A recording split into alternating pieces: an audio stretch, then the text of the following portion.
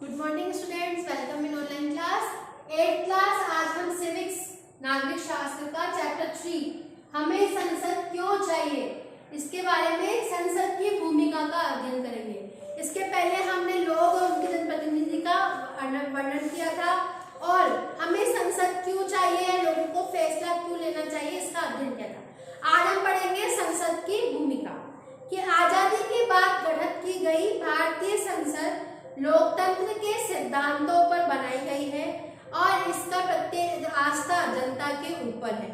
ये सिद्धांत निर्णय प्रक्रिया में जनता की हिस्सेदारी और सहमति पर आधारित शासन है। हमारी व्यवस्था में संसद के पास महत्वपूर्ण शक्तियां होती है और ये जनता का प्रतिनिधित्व भी करती है। लोकसभा के लिए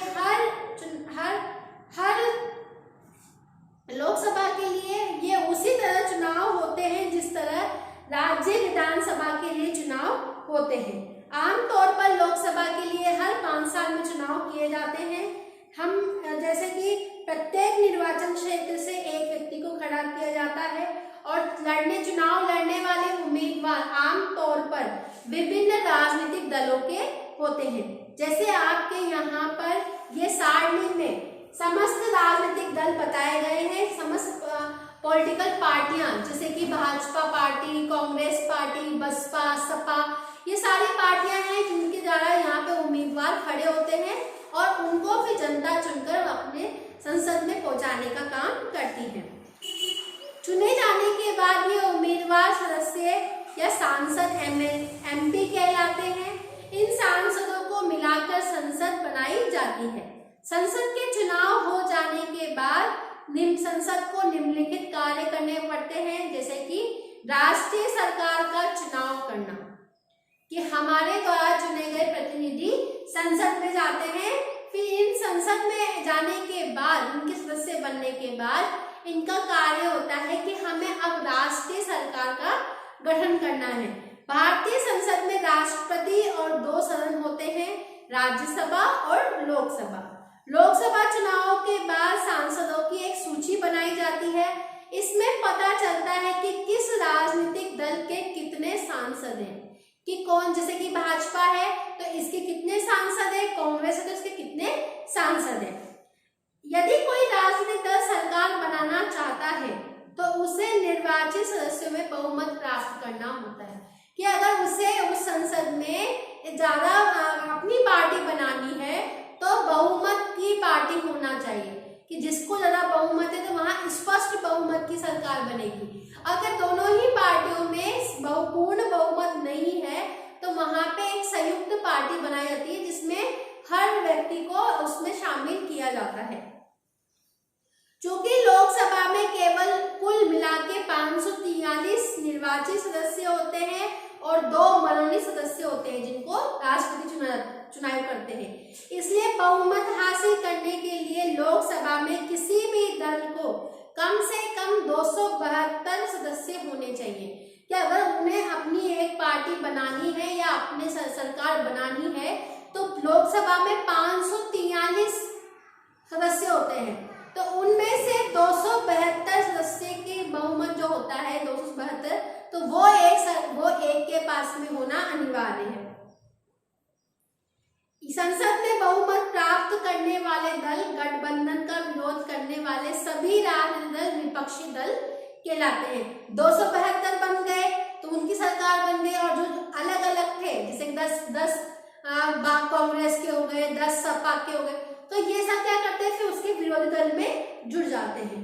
कार्यपालिका का चुनाव करना लोकसभा का एक महत्वपूर्ण काम होता है। जैसा कि हमने पढ़ा है कि कार्यपालिका ऐसे लोगों का समूह होती है जो संसद द्वारा बनाए गए कानूनों को लागू करने के लिए सब मिलकर काम करते हैं। जब हम सरकार शब्द का इस्तेमाल करते हैं तो हम यही देखते हैं कि वो कार्यपालिका ही होती है। भारत का प्रधानमंत्री लोकसभा में सत्ताधारी दल का मुखिया होता है और प्रधानमंत्री अपने दल के सांसदों में से मंत्रियों का चुनाव भी करता है, कि जिस बहुमत से वो खड़ा हुआ है उसी में से वो अपने अन्य मंत्रियों को भी नियुक्त करता है। हाल के सालों में काफी बार किसी राजनीतिक दल को बहुमत नहीं मिल पाया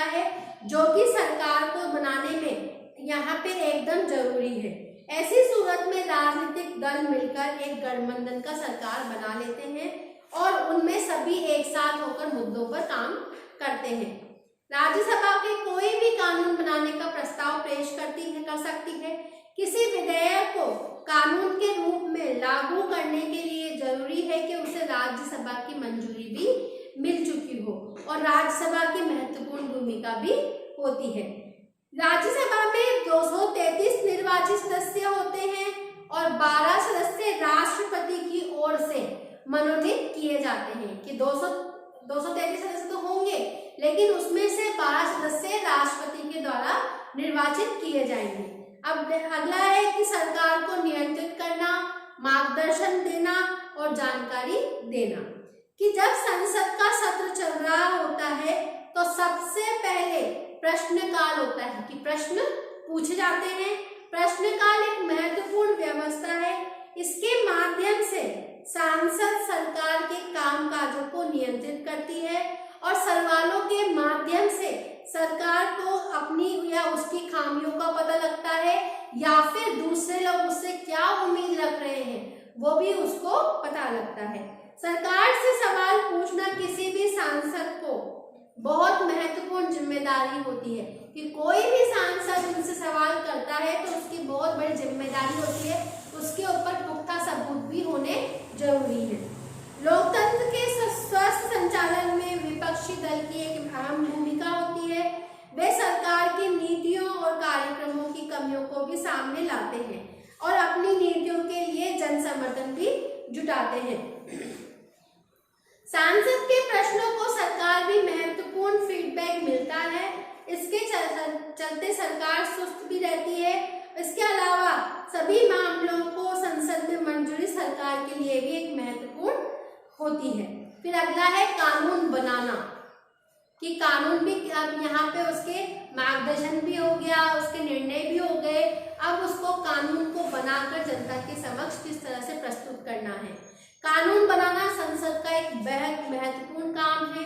हम इसका संसद में कौन लोग होते हैं कि संसद में विभिन्न पृष्ठभूमि वाले लोगों की संख्या बढ़ती जा रही है। उदाहरण के लिए अब ग्रामीण पृष्ठभूमि वाले सदस्यों की संख्या पहले से ज्यादा हो गई है। बहुत सारे क्षेत्रीय दल के सदस्य भी अब बढ़ गए हैं। जिन समूह और संसद में कोई प्रतिनिधित्व नहीं था वह अब चुनाव जीतकर आगे की तरफ आ रहे हैं। कि पहले जिन पार्टियों का अस्तित्व नहीं था अब वो पार्टियां भी आगे बढ़कर आ रही हैं। दलित और पिछड़े वर्ग की राजनीतिक हिस्सेदारी में बढ़ रही है और यहाँ पे जो आपकी जो लोकतंत्र को अपने समाज को पूरे तौर पर सही ढंग से प्रतिबंधित भी कर सकता है। बात साफ साफ दिखाई देने लगी है कि अनुभव भी अलग अलग होते जा रहे हैं और सभी व्यक्ति अपनी आवाज उठा भी रहे हैं।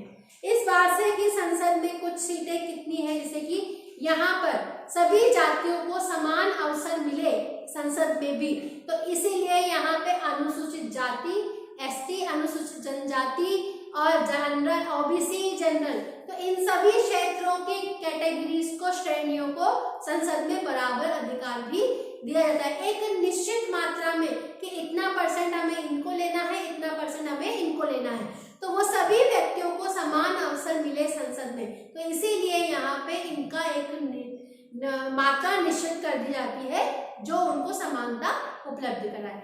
यह आपका चैप्टर खत्म है, आप सबको समझ में आ गया होगा, ठीक है। क्योंकि हमारे यहाँ पे बहुत सारे ऐसे मुद्दे भी हैं जिनका सरकार यहाँ पे उनसे बात विमर्श, विचार विमर्श करती है। Thank you.